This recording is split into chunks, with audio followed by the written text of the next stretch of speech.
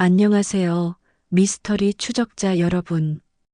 오늘은 대한민국의 가장 가슴 아프고 풀리지 않는 미스터리, 바로 미제 실종 사건들에 대해 심도 깊은 이야기를 나누어 볼까 합니다.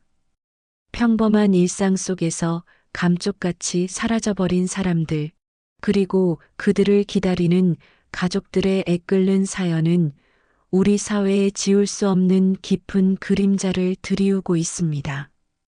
우리는 오늘 그 중에서도 특히 충격적이고 아직도 미궁 속에 빠져 있는 미스터리들을 짚어보며 진실에 대한 끊임없는 갈증을 함께 느껴보고자 합니다. 개구리 소년들의 비극적인 실종에서부터 여전히 베일에 쌓여 있는 수많은 사건들까지, 과연 이들에게는 어떤 잔혹한 비밀이 숨겨져 있는 걸까요? 지금부터 그 미스터리의 심연으로 함께 들어가 보시죠. 역사는 기록되지만 때로는 기록되지 않은 채 영원히 미궁 속에 갇혀버리는 비극적인 사건들이 있습니다. 대한민국 현대사에서도 유난히 가슴을 저미는 미제 사건들이 존재하며, 그 중에서도 실종 사건들은 가족들에게 영원한 고통으로 남아 있습니다. 우리는 오늘 단순히 사건을 나열하는 것을 넘어 각 사건이 우리 사회에 던지는 의미와 교훈, 그리고 우리가 이들을 기억해야 하는 이유에 대해 깊이 탐구해 볼 것입니다. 자, 먼저 대한민국 3대 미제 사건 중 하나로 손꼽히는 개구리 소년 실종 사건입니다. 이 사건은 1991년 3월 26일 대구 달서구 와룡산에 도롱뇽 알을 주우러 간다며 집을 나선 초등학생 5명이 감쪽같이 사라진 비극적인 이야기입니다. 당시 초등학생이었던 이종우 9세, 김영규 11세, 김정식 9세, 박찬인 10세, 우철원 13세. 이 5명의 아이들은 그날 이후 다시는 자신들의 따뜻한 집으로 돌아오지 못했습니다. 처음에는 단순한 길 이름이나 미아 사고로 여겨졌지만 시간이 흐르면서 사건은 점점 더 깊은 미궁 속으로 빠져들었습니다. 온 국민의 관심이 집중되었고 전국을 뒤흔든 대규모 수색 작업에도 불구하고 아이들의 흔적은 어디에서도 찾을 수 없었습니다. 가족들은 물론 전 국민이 아이들의 무사 귀환을 간절히 바라고 기도했지만 그 희망은 11년이라는 기나긴 시간이 지난 2002년 9월 26일 와룡산 중턱에서 5소년들의 유골이 발견되면서 모두의 바람과는 달리 비극적인 현실로 바뀌고 말았습니다. 발견 당시 유골들은 신발과 옷이 벗겨진 채 겹쳐져 있었고, 일부 유골에서는 둔기에 의한 명백한 손상이 발견되었습니다. 단순한 조난 사고로 결론 내려졌던 초기 경찰 수사 방향과는 달리 이는 명백히 타살임을 시사하는 잔혹한 증거였습니다. 하지만 범인도, 범행에 사용된 흉기도, 심지어 아이들을 살해한 동기조차도 명확히 밝혀지지 않은 채 이 사건은 2006년 3월 25일 자정을 기해 살인죄 공소시효가 만료되어 영구 미제 사건으로 남게 되었습니다. 수많은 추측과 가설만이 난무할 뿐 진실은 여전히 어둠 속에 잠겨 있습니다. 과연 이 아이들은 왜, 그리고 누구에게 이토록 잔혹하게 희생되어야만 했을까요?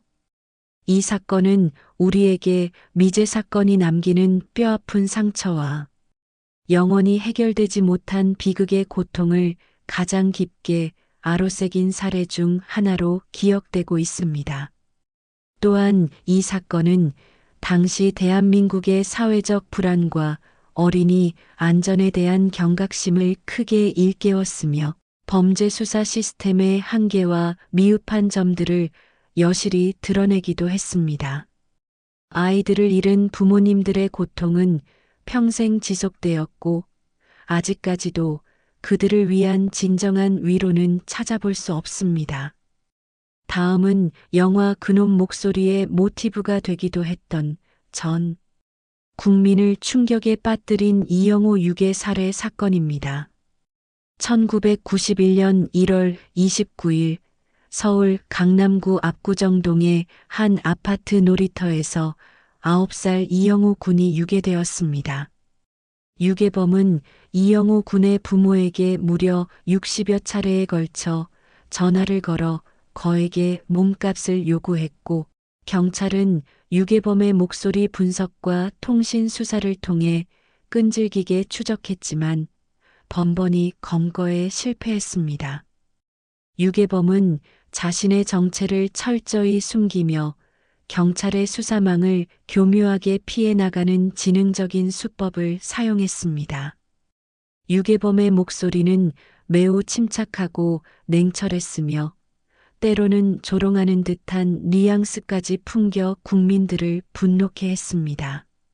44일간 계속된 유괴범과의 숨막히는 대치 끝에 모두의 염원과는 달리 1991년 3월 13일 이영호 군의 시신은 서울 잠실대교 남단 한강 고수부지 배수로에서 차가운 모습으로 발견되었습니다. 발견 당시 이영호 군은 손이 묶이고 입이 테이프로 막힌 채였습니다. 부검 결과 이영호 군은 유괴 직후 살해된 것으로 추정되었으며 유괴범의 목적은 오직 잔인한 몸값을 가로채는 돈이었음이 드러났습니다. 한 어린 생명의 숭고한 가치와는 무관하게 오직 금전만을 쫓는 잔혹한 범죄였습니다. 이 사건 역시 2006년 1월 28일 공소시효가 만료되면서 영구 미제 사건으로 남게 되었습니다. 유괴범의 목소리는 녹음되어 생생히 남아있지만 그 목소리의 주인은 끝내 법의 심판대에 세워지지 않았습니다. 이영호 군의 부모님은 유괴범의 몽타주와 음성 파일을 공개하며 끈질기게 범인 검거를 호소했지만 안타깝게도 현재까지 범인은 잡히지 않았습니다. 이 사건은 우리에게 범죄의 잔혹성과 미제 사건이 남긴 지울 수 없는 고통을 여실히 보여주는 동시에 범인의 완벽한 계획 범죄와 당시 수사기술의 한계를 동시에 드러낸 비극적인 사례로 기록되고 있습니다.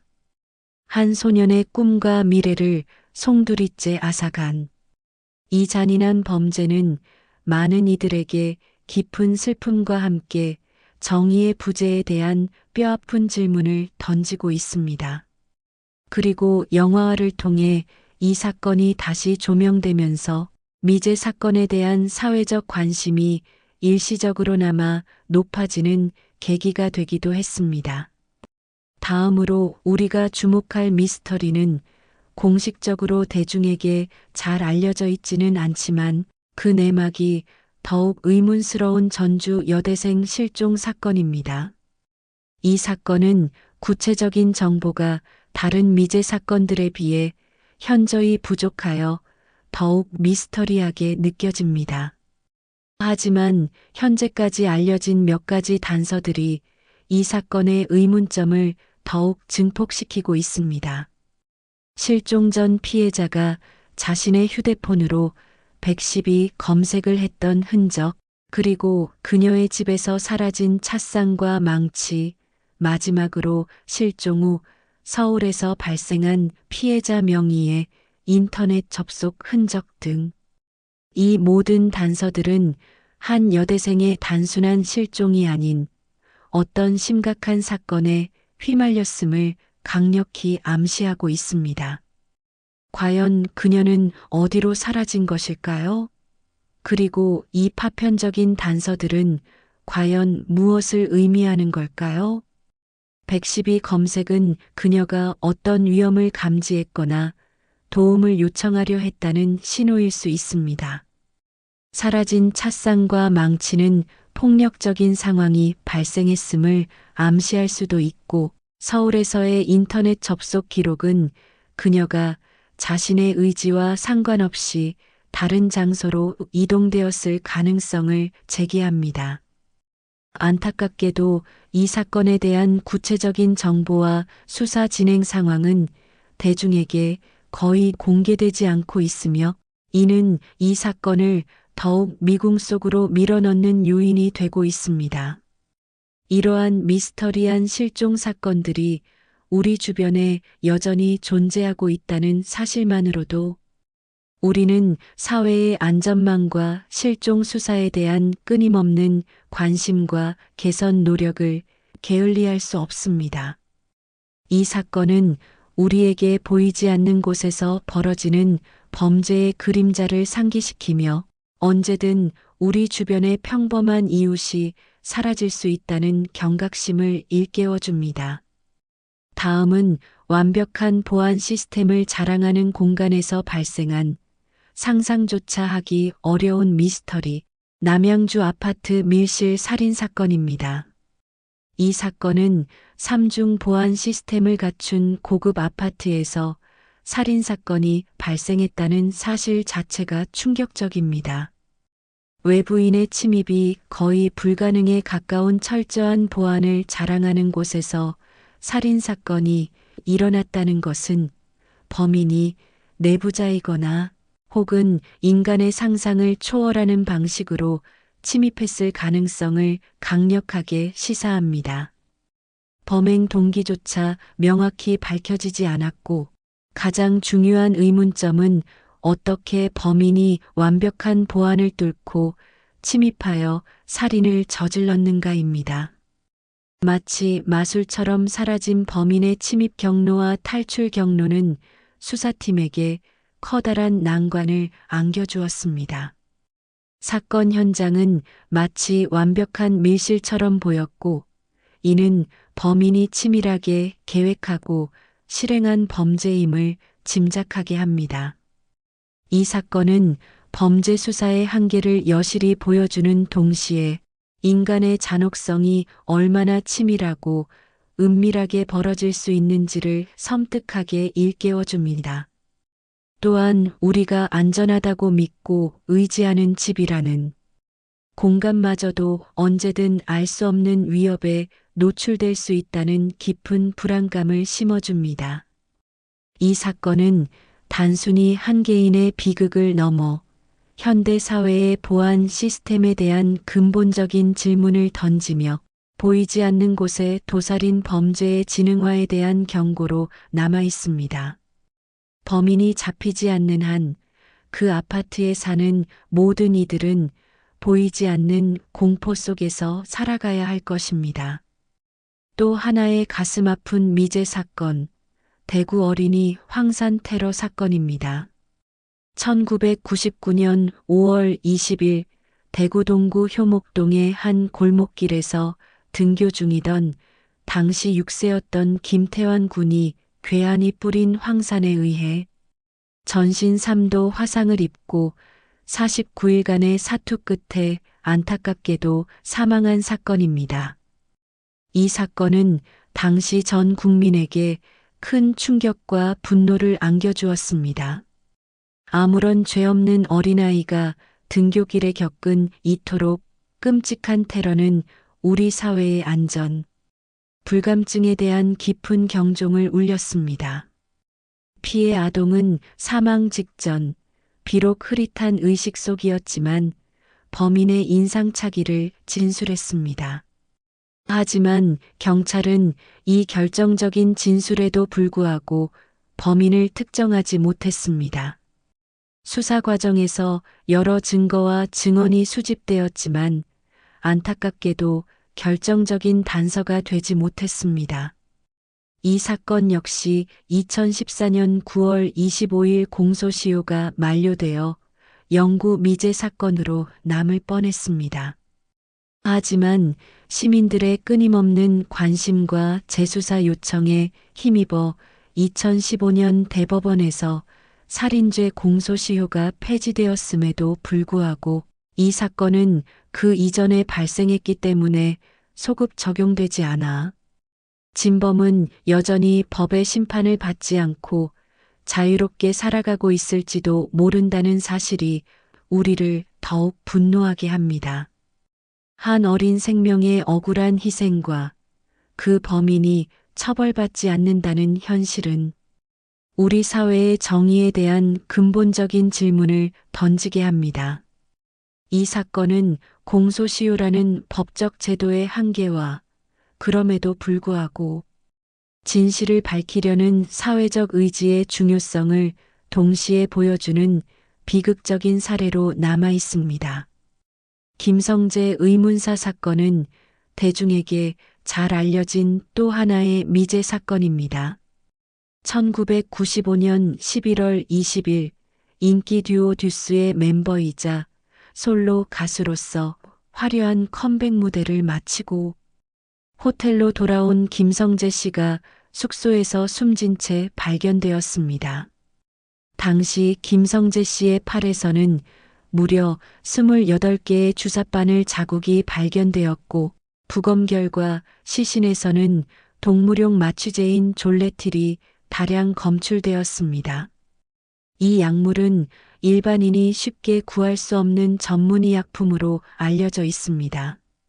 경찰은 당시 함께 있었던 여자친구를 살인 용의자로 지목했고 여자친구는 1심에서 유죄 판결을 받았습니다. 하지만 2심과 3심에서는 증거 불충분과 정황, 증거만으로는 살인죄를 입증하기 어렵다는 이유로 무죄 판결을 받으면서 사건은 미궁으로 빠졌습니다. 여자친구의 무죄 판결 이후 김성재 씨의 죽음은 자살인지 타살인지 명확히 밝혀지지 않은 채 의문사로 남아 있습니다. 이 사건은 톱스타의 갑작스러운 죽음과 그를 둘러싼 수많은 의문들로 인해 수십 년이 지난 지금도 많은 사람들의 입에 오르내리고 있으며 끊임없이 재조명되고 있습니다. 최근에도 관련 내용을 다루는 방송 프로그램의 방영이 법적 문제로 인해 금지되는 등 여전히 풀리지 않는 의문과 논란이 끊이지 않고 있습니다.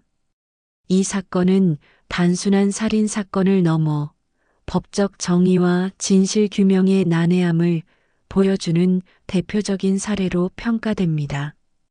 대중은 여전히 그날의 진실을 알고 싶어 하지만 법은 더 이상 답을 해주지 못하는 안타까운 상황입니다.